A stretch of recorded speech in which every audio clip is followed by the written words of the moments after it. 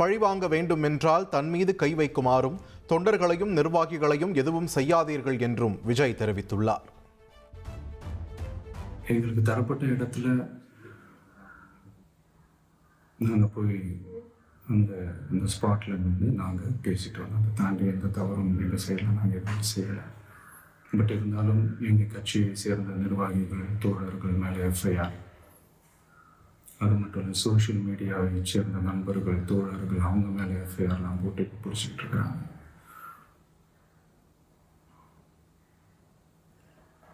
CM sir,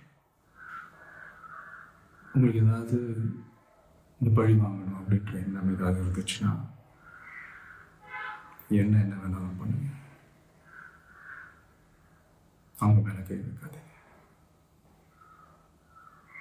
நான் ஒன்று வீட்டில் இருப்பேன், இல்லை நான் ஆஃபீஸில் இருப்பேன்.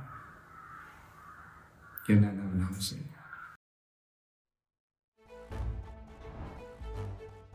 கரூரில் கூட்ட நெரிசலை பார்த்து விஜயை தடுத்திருந்தால் என்ன நடந்திருக்கும் என யூகிக்கவே முடியாது என ஏடிஜிபி டேவிட்சன் தேவாசீர்வாதம் தெரிவித்துள்ளார். மேலும் தாவேக நிர்வாகிகள் கூடுதலாக இருந்திருந்தால் சேதத்தை தவிர்க்க வாய்ப்பு உருவாகியிருக்கும் என்று வருவாய்த்துறை செயலாளர் அமுதா ஐஏஎஸ் குறிப்பிட்டுள்ளார். ஈவென்ட் நடக்கும்போது விழுப்புரத்தில் ஒரு இன்சிடென்ட் நடந்தது, மதுரையில் 2, இப்போ கரூரில் 41 நடந்திருக்குது. இது போக இன்ஜுரி ஆனது விழுப்புரத்தில் 42 இன்ஜுரிஸ், மதுரையில் 14, திருச்சியில் 12, அரியலூரில் 6, திருவாரூரில் 17, நாகப்பட்டினத்தில் 5, நாமக்கல்லில் 35, கரூரில் 116. பெரம்பலூரில் போகும்போது ஓவர் க்ரௌடுன்னு சொல்லி போலீஸ் வந்து ஸ்டாப் பண்ணி வெளியே அனுப்பிச்சிட்டாங்க. இப்போ இங்கேயுமே அதே பிரச்சனை தான். நாமக்கல்லில் முடிச்சுட்டு அவர் கரூர் வரும்போது ஓவர் க்ரௌடுன்னு சொல்லி இல்லை பெரம்பலூர் ரீசன் வந்து நைட்டு 10 மணிக்கு மேலே ஆயிடுச்சு. அது ஒரு ரீசன். அதான் ஸ்டாப் பண்ணேன். கரூர் பஸ் ஸ்டாண்ட் பக்கத்தில் மனோரான ஒரு பிளேஸில் கொடுத்தாங்க, இது நமக்கு தரல அப்படின்றது வந்து அந்த பிளேஸை வந்து எல்லாரும் ஆல்பாட்டில் முடிவு பண்ணி அந்த பிளேஸ் வந்து ரொம்ப கன்ஜஸ்டடாக இருக்குது, பிஸ்னஸ் அஃபெக்ட் ஆகுதுன்னு சொல்லி எல்லாரும் ஒரு மனதாக அந்த பிளேஸை ட்ராப் பண்ணிட்டாங்க.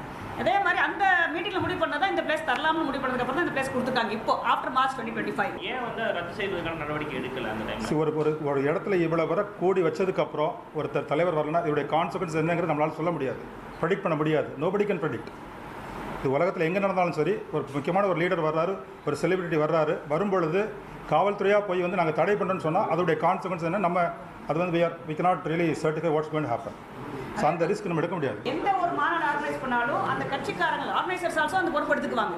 வாலண்டியர்ஸ் போடுவாங்க, அவங்களே வந்து அவங்க ஆட்கள்லாம் அதை ரிலேட் பண்ணுறதுக்கு ஆள் போடுவாங்க. ஸோ இனஃப் ஆஃப் வாலண்டியர்ஸ் போட்டிருந்தா கூட இதை அவாய்ட் பண்ணுறதுக்கான வாய்ப்பு இருக்குது. சோஷியல் மீடியாவில் தவறான செய்திகள் இது பண்ணாங்கன்னா கண்டிப்பாக வந்து நடவடிக்கை எடுக்கப்படும். போலீஸ் வந்து சோஷியல் மீடியா மானிட்டரிங் செல் வச்சிருக்காங்க, அது மூலம் மானிட்டர் பண்ணி தவறான செய்திகள் வந்து பரப்புனாங்கன்னா நடவடிக்கை கண்டிப்பாக எடுக்கும். தாவேக தேர்தல் பிரச்சார மேலாண்மை பொதுச் செயலாளர் ஆதவ் அர்ஜுனா மீது 5 பிரிவுகளின் கீழ் வழக்கு பதிவு செய்யப்பட்டுள்ளது. பொது அமைதிக்கு களங்கம் விளைவிக்கும் வகையில் சமூக வலைதளத்தில் பதிவிட்ட புகாரில் மத்திய சைபர் கிரைம் குற்றப்பிரிவு போலீசார் நடவடிக்கை எடுத்து விசாரித்து வருகின்றனர். எண்ணூர் அனல் மின் நிலைய கட்டுமான பணியின் போது சாரம் சரிந்து விழுந்த விபத்தில் 9 வடமாநில தொழிலாளர்கள் உயிரிழந்தது சோகத்தை ஏற்படுத்தியது. பலர் சிகிச்சை பெற்று வரும் நிலையில் உயிரிழந்தவர்கள் அனைவரும் அசாம் மாநிலத்தைச் சேர்ந்தவர்கள் என தெரிய வந்துள்ளது. எண்ணூர் அனல் மின் நிலையத்தில் உதவி ஆணையர் தலைமையில் 100க்கும் மேற்பட்ட போலீசார் குவிக்கப்பட்டுள்ளனர். 1000த்திற்கும் மேற்பட்ட வடமாநில தொழிலாளர்கள் பணியாற்றி வரும் நிலையில் போராட்டம் நடப்பதை தடுக்கும் வகையில் நடவடிக்கை எடுக்கப்பட்டுள்ளது. 3 ஓய்வூதிய திட்டங்கள் குறித்து விரிவாக ஆராய அமைக்கப்பட்ட குழு இடைக்கால அறிக்கையை தமிழக அரசிடம் தாக்கல் செய்தது. அரசு பணியாளர்களின் பல்வேறு கோரிக்கைகள் குறித்து 194 சங்கங்களிடம் கேட்டறிந்த நிலையில் இடைக்கால அறிக்கை தாக்கல் செய்யப்பட்டது.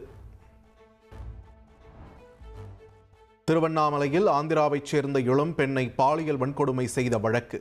கைது செய்யப்பட்ட காவலர்கள் சுந்தர் மற்றும் சுரேஷ் ராஜா ஆகிய 2 பேரும் தற்காலிக பணியிடை நீக்கம் செய்யப்பட்டுள்ளனர். திருச்செந்தூர் குலசேகரப்பட்டினம் முத்தாரம்மன் கோவில் தசரா திருவிழாவில் 8ஆம் நாளில் பல்வேறு வகையான திரவியங்கள் கொண்டு 108 சங்குகள் மூலம் சிறப்பு அபிஷேகம் நடைபெற்றது. மகா தீபாராதனையில் திரளான பக்தர்கள் பங்கேற்று அம்பாளை தரிசனம் செய்தனர். துர்காஷ்டமியை முன்னிட்டு டெல்லி சித்ரஞ்சன் பார்க் பகுதியில் உள்ள துர்கா பந்தலில் பிரதமர் நரேந்திர மோடி பூஜை செய்து வழிபட்டார். நாட்டு மக்களின் மகிழ்ச்சி நல்வாழ்வுக்காக பிரார்த்தனை செய்ததாக பிரதமர் மோடி எக்ஸ் தளத்தில் பதிவிட்டுள்ளார்.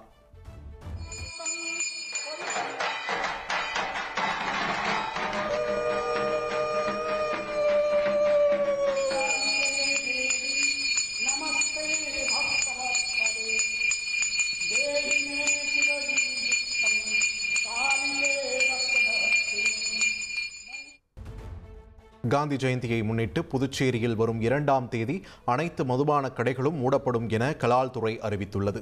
உத்தரவை மீறி கடைகளை திறப்பவர்கள் மீது கலால் சட்ட விதிகளின் கீழ் நடவடிக்கை எடுக்கப்படும் என்றும் எச்சரித்துள்ளது. கோவாவில் விமானம் தாமதமானதால் நவராத்திரி விழாவை தவறவிடக்கூடாது என விமான நிலையத்தில் பயணிகள் நடனமாடி மகிழ்ந்தனர்.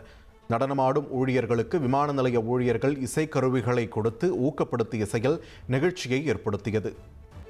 ஆந்திர மாநிலம் மங்களகிரியில் உள்ள தேசிய நெடுஞ்சாலையில் இளைஞர் ஒருவர் இருசக்கர வாகனத்தில் படுத்துக்கொண்டே சென்றதால் பரபரப்பு ஏற்பட்டது.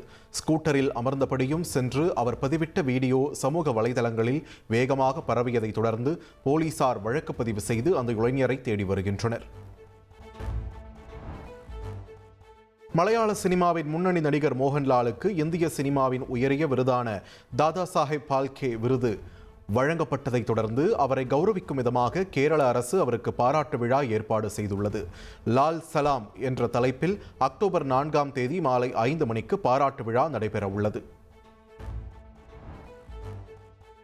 தொடர் விடுமுறையொட்டி சீனாவில் 2000 சிறப்பு ரயில்கள் இயக்கப்பட போவதாக சீன ரயில்வே அறிவித்துள்ளது.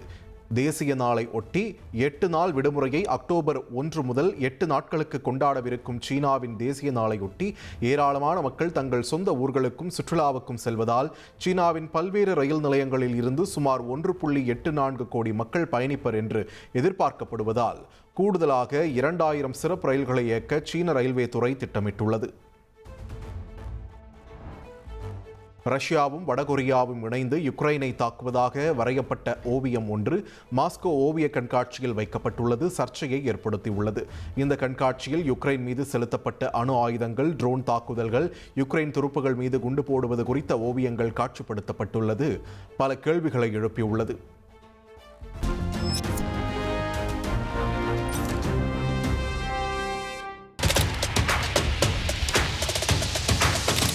அதிமுக்கிய விவரங்களை அனைவருக்கும் புரிய வைக்கும் podcast.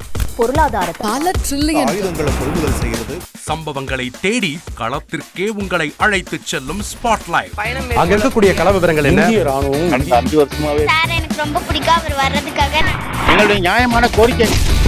Even at the cost of stopping. பார்வையாளர்களையும் செய்திக்குள் பங்கெடுக்க செய்யும் மக்கள் குரல். 50 ரூபாய் எங்களுக்கு தண்ணிக்கு ஒரு தீர்வே இல்லங்க 10 வருஷமா. எங்களுக்கு சரியான ஒரு விடிவு கிடைக்கவில்லை. 60,000 ஏக்கருக்கு தான் கேக்குறோம். பிச்சை கேக்குறாங்க. புத்தம் புதிதாக வித்தியாசமாக சில இடங்கள்ல பாகிஸ்தான்லயே பாராட்ட வேண்டாம், ஆனால் அதற்கு இவளை கொச்சைப்படுத்த வேண்டாம் என்று நான் கேட்டுக்கொள்கிறேன். மதத்தால் இனத்தால் மக்களை எப்படியெல்லாம் பிளவுபடுத்த முடியுமோ அந்த பிளவிற்குண்டான ஆயுதமாக இந்த மாநாட்டை அவர்கள் பயன்படுத்த நினைக்கின்றார்கள். அரசியலிலிருந்து சினிமா தனித்து இயங்க முடியாது. அனைத்தும் உங்களுக்காக. எப்போதும் இணைந்திருங்கள் தந்தி டிவியுடன்.